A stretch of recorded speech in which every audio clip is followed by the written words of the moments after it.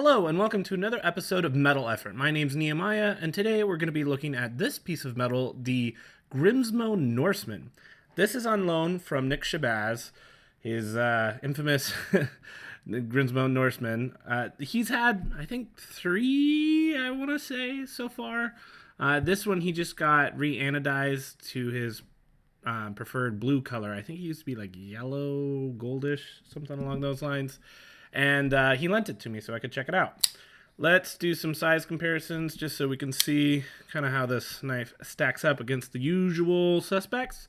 We've got the PM2 up above, and we've got the Pair 3 down below. Let's get a quick measurement.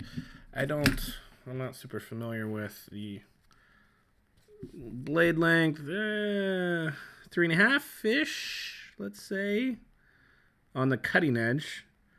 3.75-ish to the heel, give or take. You can look up the actual specs. Let's do a quick weigh-in. Clocking in at pretty much right on the nose, 5 ounces. So it's not necessarily the lightest knife you've ever used, but I think anything 5 ounces and below is usually pretty easy to do EDC if you need to, depending on your use case and your pockets and all that stuff. I think that's a good market. Something below that or at that should be okay. So with all the objective stuff out of the way, let's jump right into the dent, the decent, the excellent, the nitpicks, and the terrible of this piece of metal. First thing I like here is kind of the way they've done the logo. They've got their little Norseman kind of mask, helmet type thing on there, which is kind of their logo. They make the Grimsmo Rask is another knife. They just started production on a pen called the Saga, and this logo is on all of their products, which is cool.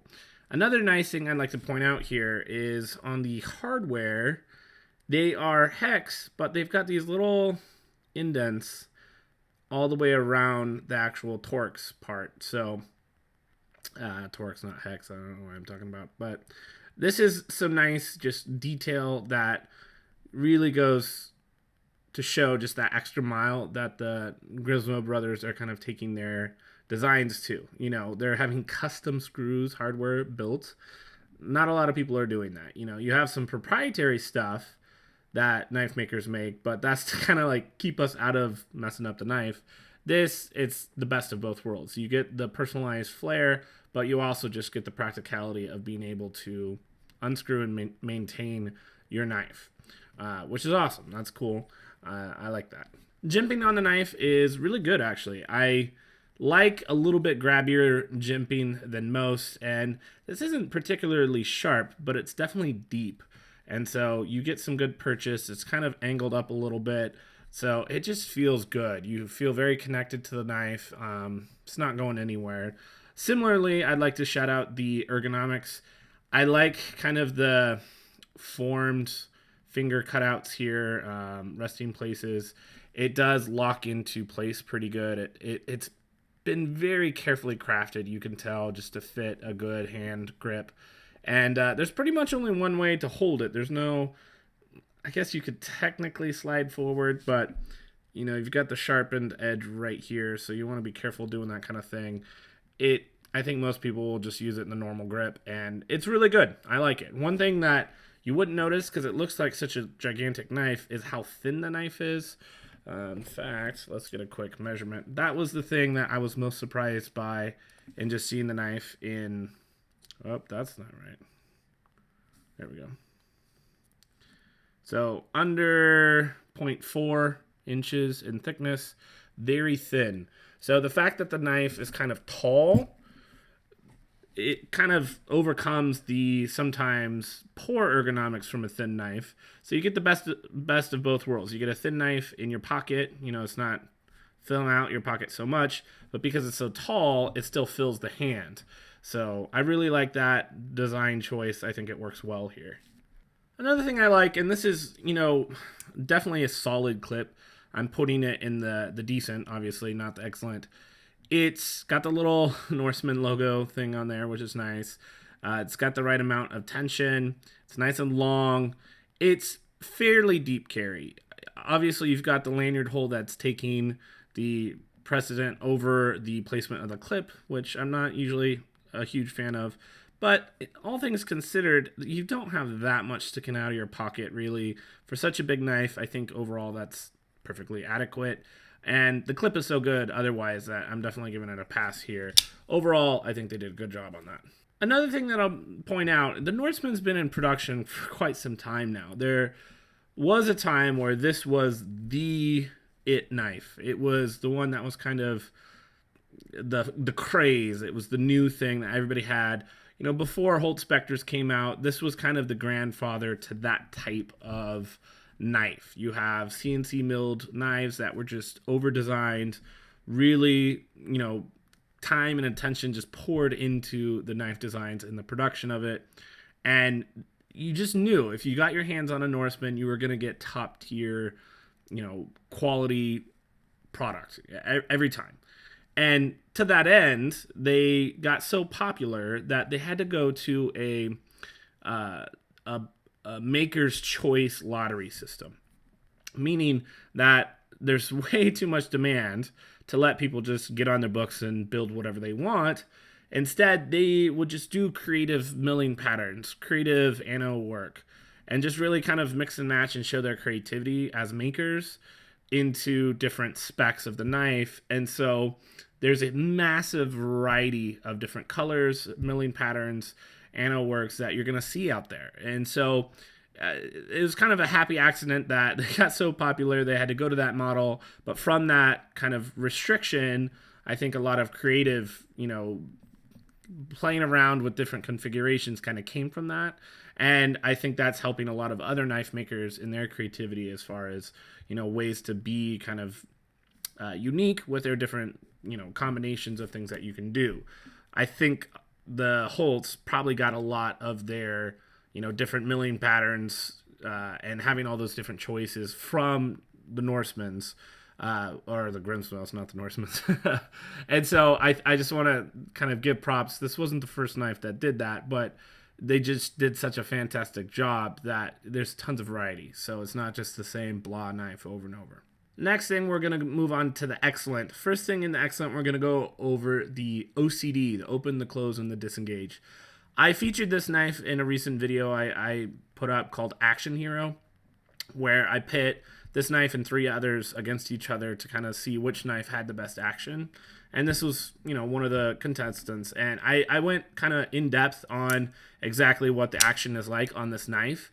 So I'm not going to reiterate everything there, but in case you're just finding this review, I'll hit the main point. So on the open, you have basically 2 different ways to open the knife. You have a thumb stud and you have the flipper tab. Now, for the flipper tab, they did a really good job designing this. There's jimping, but it's very subtle. It's not something that's going to eat up your finger if you use it a lot. It's pretty well chamfered and, you know, smoothed out, but still gives you something to kind of grab onto. So that's nice. The angle is perfect. Not push button, perfect light switch action. The detent on the knife is tuned to perfection, basically.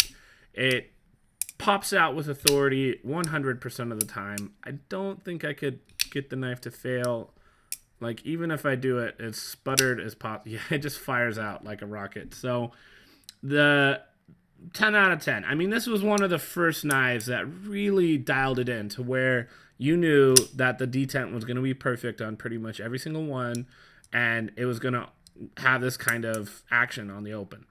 Now, on the thumb open, the thumb stud here, it works just as well as far as, like, the detent, you know, isn't ruined by you pushing on the thumb stud. Some, you know, when you have the lock bar here and the detent ball is being pushed in, that when you put some pressure from the thumb stud directly into the detent hole, sometimes that locks the knife up a little bit, but not so here. It fires up really well. I personally don't care for thumb opens in most knives. It's a little bit awkward of a motion for me. I prefer, you know, Spidey flicking it with my middle finger if I could, or just a flipper tab.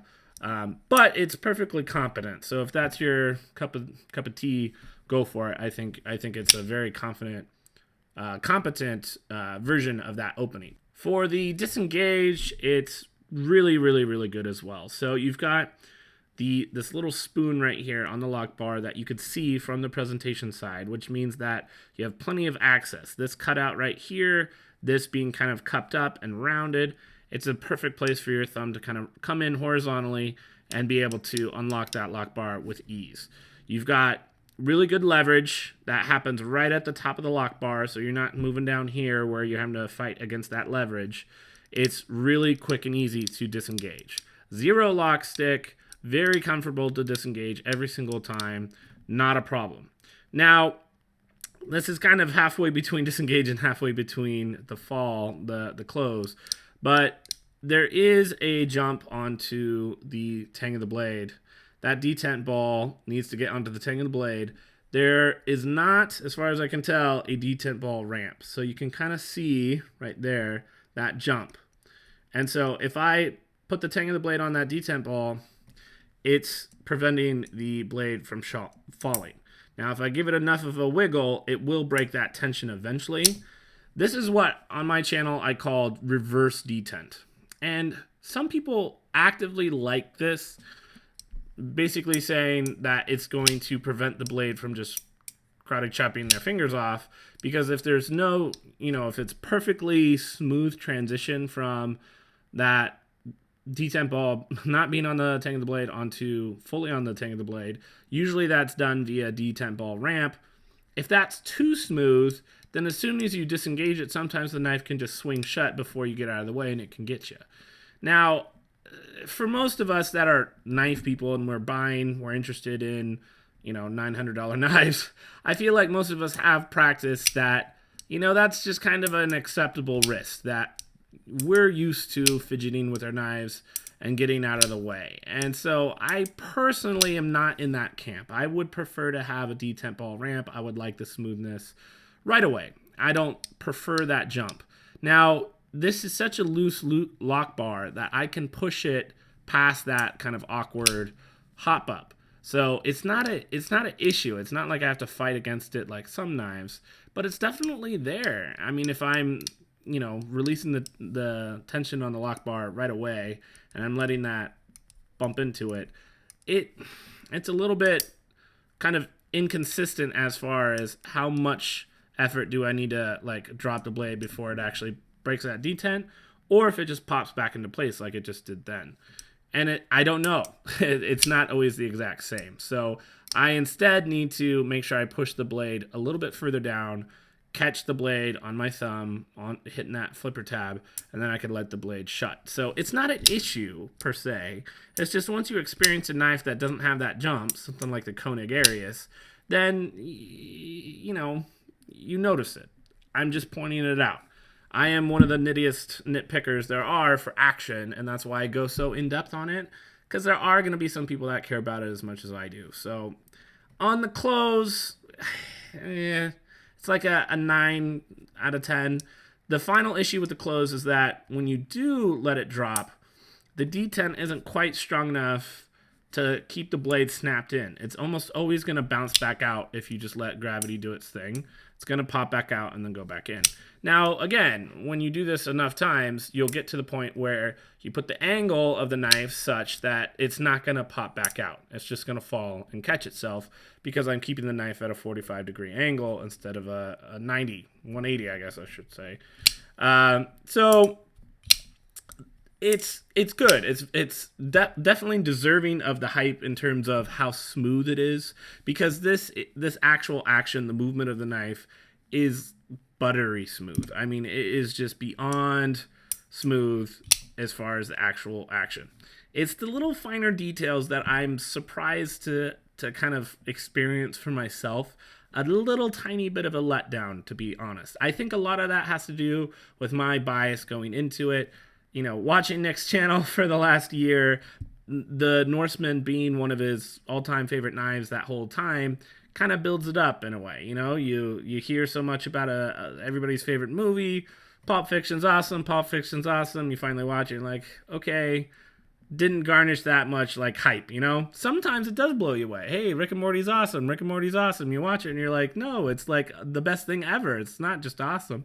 So this is one of the times where I wasn't pleasantly surprised. Instead, I was a tiny bit disappointed. Having said that, objectively, all three of these are in the excellent, not in the decent. So I want you to kind of absorb what I'm saying in the context of I'm being excruciatingly picky, but objectively, this is one of the world premiere knives as far as action goes. So it deserves its place in this section. Next excellent point here is just the general fit and finish. And this is something, this knife is number 821. I think they're past the 2000s. They're in like 2200, I think-ish, somewhere in there. So not only do they have a lot of practice, but they're constantly looking to improve things. And they've basically got the production of the Norseman down to a science. So as far as the blades being centered, the grind lines on the blade, everything is just basically pristine. It is exactly like it should be. From what I can hear, most people have almost identical action between them. I don't know. Somebody said in a comment at some point that some of the newer models do have a D10 ball ramp, so I don't know about that. If it is, then obviously I would judge the action to be better if I got to experience that, but that could just be one guy. I don't know. Last excellent thing is just how unique this knife is. Now, obviously, looking at this blade, you have not seen anything like this before. This is like almost like a Gram Razel, where you kind of have a chisel type end to it, but a Gram Razel this is straight and this is straight, where these are both, a normal belly and then this is a recurve. So it's just, you don't see this blade shape anywhere. So it's incredibly unique. And just the fact that its profile is so distinct, it's become, kind of legendary in its action. There's a lot that this knife is offering that's just not something you can really get exactly this package somewhere else. So I love that they're willing to do something different, from the blade shapes to the milling pattern, the grind lines that they've machined into the steel, those hardware that I mentioned earlier, like just the details that are on this machining and on this piece. It's not only, attention to detail, but it's also something that's kind of carving out its own unique place in the industry. And I have to just give props to that, because sometimes knives come out and they just look like, have I seen that knife? Is that a new knife? It's just like so bland that you don't know if it's new or not. It's definitely not the case here. Okay, let's move into some nitpicks. I do have a few things I'd like to talk about. So first thing is just how hard it is to get one of these knives. Now, I mentioned the Maker's Choice kind of lottery thing. I've been entered for like a good 6 months or so. I've never been selected to buy one. At this point, now that I've used this, I don't know how beat up I am about that, but still, it's been getting better. When, say, a year ago, if somebody did get chosen for that Maker's Choice, they, would usually feel obligated to buy it, come up with the money, buy it, and then if they couldn't keep it, if they couldn't financially make that work, they would sell it on the used market, and usually there would be a pretty hefty markup. So, if a knife costs $900, let's say, to buy directly from the Grimsmos, it could balloon up to $1,100 or $1,200, and they would sell basically right away. And now it's come down to where they still sell, but they're pretty much pricing them at exactly retail. So that's good news. That means that finally they're starting to satiate the demand, but it's still hard to get one. It is still the case. This is not as bad as the Spectres from the Holds. I think, getting the Norseman is probably at least 5 times faster. I'm kind of pulling that number out of my ass, but just from, my keeping my ear to the ground, being on, blade forums and knife swap Reddits and all that stuff, I feel like you're seeing them at least 5 to 1 in terms of how many just come along. So that's good news, but it's still not as easy to just buy one like it is, say, for a Sabenza or something like that that's being produced at a similar level, if not more, obviously. Next nitpick is, this blade is unique, but I just don't personally dig it. It's I don't know. It cuts well. The recurve does help with like cutting boxes or, something that material that you have to pass through. I think it's good. For like in the kitchen though, that recurve is so heavy that if I'm cutting through like, I don't know, a tomato, and it's like I gotta reach with my spackly end and cut out the bottom because it didn't get all the way to the cutting board if I cut it straight down. So you get the point. It's good for certain things, but I think as far as like a utility one size fits all blade, this is definitely not going to cut it for most people. Sometimes literally. So next thing, I like the lines, but I think overall the steel type, which is RWL 34, I'm sure that they're using this because RWL 34 is really easy to sharpen, which really means it's easy to take material off. So you have these milling lines that look awesome, but I think if they used a harder steel, it would be a lot harder for them to mill this out. This is totally conjecture. I don't know if it's true or not, just a sneaky feeling that that's the case. Obviously, they have the stonewash polished finish on it. And all those things, all that, finish work that they would do on this blade would be a lot harder for them to do it on a different steel. So I understand why they do it. Still, it's just, I don't know. It's been the same thing the whole time. I'm kind of bored of it. I would like to see, maybe a different steel type and just do something else as far as the finish that doesn't take them so much time or materials to mill it out. So that's kind of an issue. Next thing, the blade that's kind of a problem is the sharpening of this. There's definitely some sharpeners that can do this no problem, especially the hand sharpener should not have too much of a problem doing this. But for somebody that's going to hook it up to like a KME, Edge Pro, type of fixed system, you're going to have a hell of a time sharpening this correctly and not just botching up the edge. So that alone kind of makes this a deal breaker for me as far as just, I haven't really graduated to hand stones yet.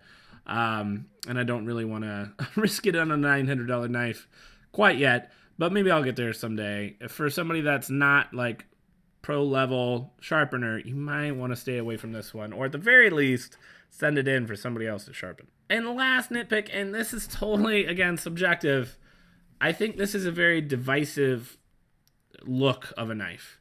It's unique. Some people look at it and love it. However, some people like me, I think it's kind of sort of butt ugly.